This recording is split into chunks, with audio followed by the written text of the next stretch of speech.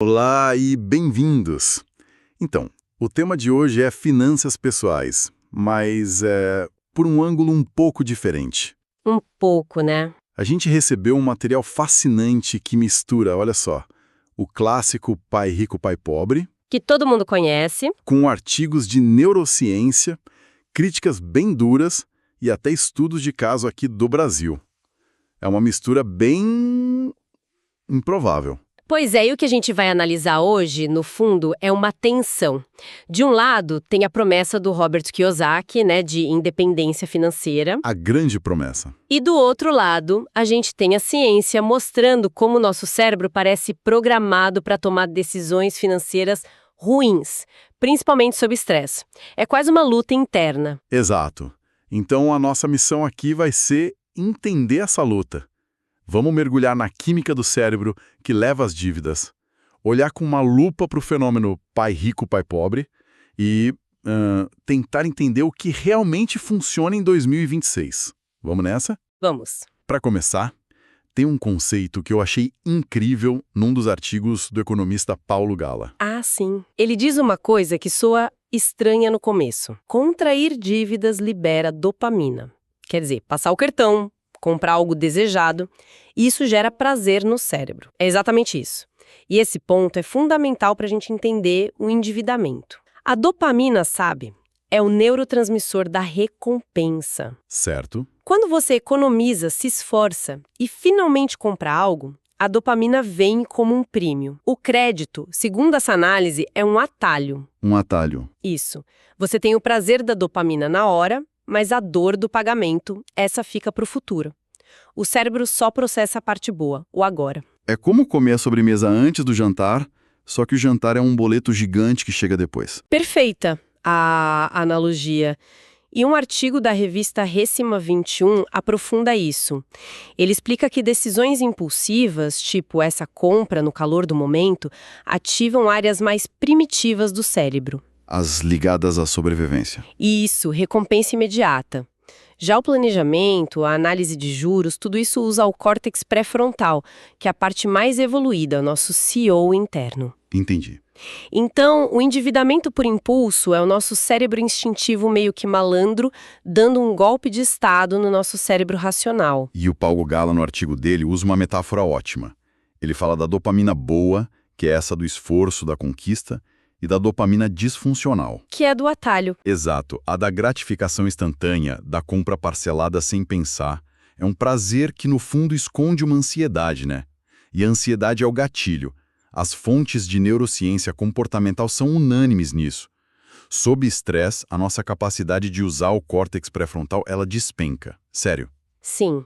O cérebro entra em modo crise e favorece o que o psicólogo Daniel Kahneman chama de Sistema 1. Que é o pensamento rápido, intuitivo, emocional. Exatamente. O Sistema 2, que é o lento, racional, analítico, ele fica em segundo plano. Ah, e isso explica um dado bem preocupante que estava no material, sobre o endividamento em profissões de alto estresse. Como a de policial militar, por exemplo. Isso. Exatamente. Nesses cenários, o consumo vira uma válvula de escape. A pessoa lida com tensão o dia todo, com risco, o cérebro busca um alívio, uma recompensa rápida, e a compra impulsiva oferece justamente isso. Um pico de dopamina fácil e imediato. Isso. O problema é o ciclo vicioso que isso pode criar, porque o estresse financeiro da dívida gera mais ansiedade, que por sua vez pede mais alívio rápido. Ok, então o nosso cérebro é uma armadilha ambulante de dopamina e boletos. Meio deprimente. Mas não tem justamente um livro que virou quase uma bíblia prometendo o contrário disso tudo? Tem, e é exatamente o Pai Rico, Pai Pobre. O grande poder do livro, o motivo dele ter impactado milhões, foi a simplicidade da mensagem principal, né? A diferença entre ativos e passivos. Exato. Uma definição que qualquer pessoa entende. Ativos colocam dinheiro no seu bolso. Passivos tiram dinheiro do seu bolso. E a maioria das pessoas passa a vida comprando passivos achando que são ativos. E um dos artigos, da PUC Minas, levou isso para a prática. Eu achei o estudo de caso deles muito bom. Eles criaram um personagem, o João, um brasileiro de 25 anos, e simularam a vida dele aplicando o livro à risca. Isso, e os números são impressionantes. O plano do João era poupar 14% do salário todo mês e investir. E o resultado? O estudo projeta a vida dele. Aos 25, ele começa com pouco ou nada, mas, seguindo o plano, aos 46 anos, o patrimônio dele já é de centenas de milhares de reais, com os ativos gerando renda. Nossa. Aos 65, o patrimônio salta para mais de 1 milhão, garantindo a aposentadoria. É a famosa mágica dos juros compostos na prática. Então, na teoria, a disciplina de focar em ativos realmente funciona. É a prova matemática. E isso bate com o que a gente viu em outras fontes, como no fórum do Reddit. Pois é. Vimos dezenas de comentários lá dizendo algo tipo: sei que o Kiyosaki é controverso, mas foi o livro que me deu um tapa na cara para eu começar a investir. Então não foi um manual de instruções, mas sim um desbloqueio de mentalidade, como eles chamam. Foi a porta de entrada para a educação financeira para muita gente. Ok, aqui é que a coisa fica realmente interessante. Porque uma coisa é essa mudança de mentalidade, que é poderosa. Outra, bem diferente, são as estratégias e a figura do próprio autor. Sim, o Robert Kiyosaki. As fontes que a gente analisou pintam um retrato bem mais complicado dele. Para começar, o tal do pai rico. Ele existiu mesmo? Essa é a primeira grande polêmica.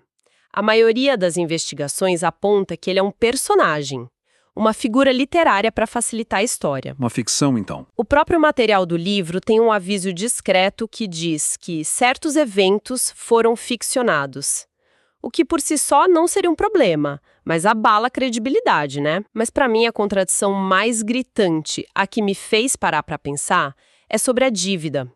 O livro original fala, fuja da dívida ruim.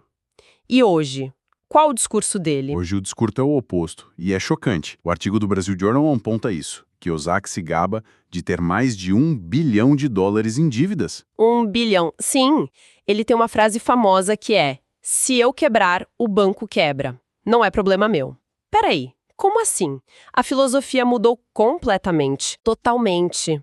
Agora ele prega o uso agressivo da dívida para se alavancar, para comprar ativos como imóveis, ouro, Bitcoin. Mas qual é a lógica disso?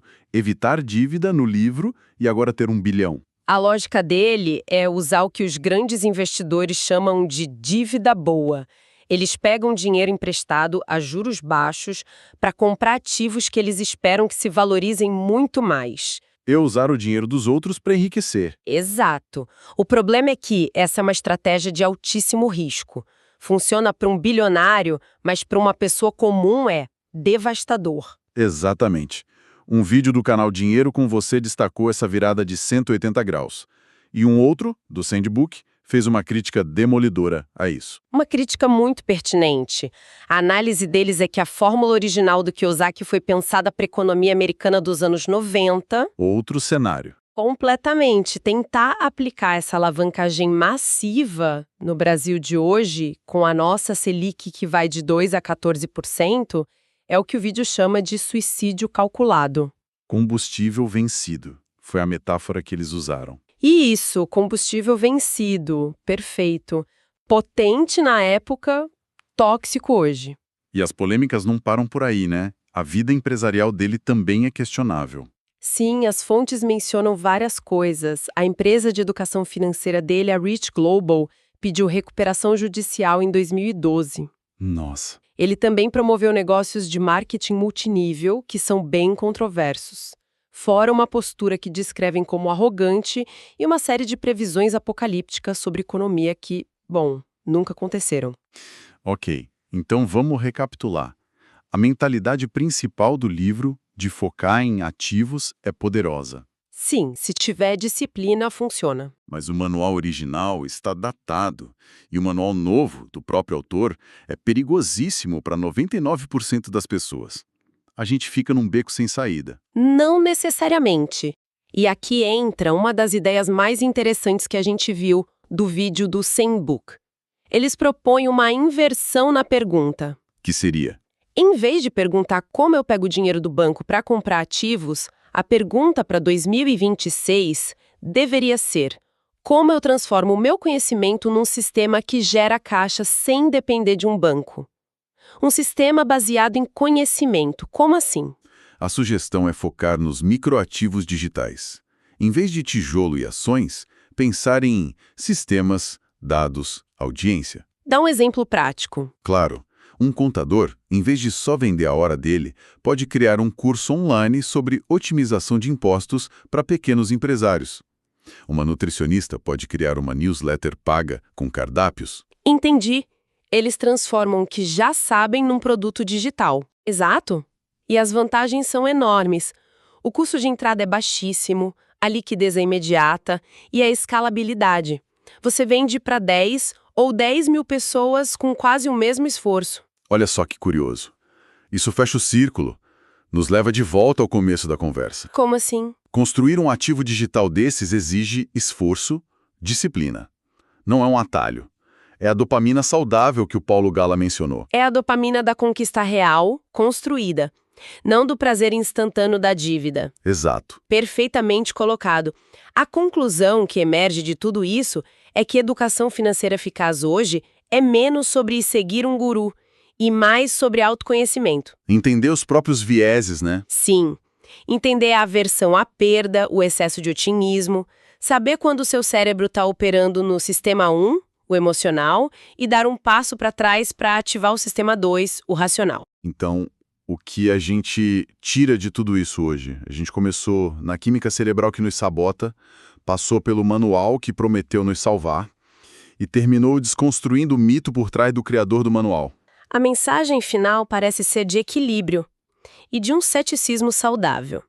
A mentalidade de pai rico, pai pobre pode ser um ótimo ponto de partida para pensar em ativos. Um ótimo começo. Mas a estratégia precisa ser adaptada para a sua realidade, para o seu país e principalmente para o seu perfil. A verdadeira riqueza parece estar mais no controle das emoções do que em fórmulas mágicas. E para deixar uma reflexão final, algo para pensar depois. As fontes mostram que o Kiyosaki hoje usa a dívida como uma ferramenta de poder, onde o risco é transferido para o banco. Sim, isso é um ponto importante. Isso levanta uma questão provocadora. Em que ponto a dívida deixa de ser um risco pessoal e se torna uma ferramenta de poder sobre o próprio sistema financeiro? E o que essa dualidade nos diz sobre as verdadeiras regras do jogo do dinheiro?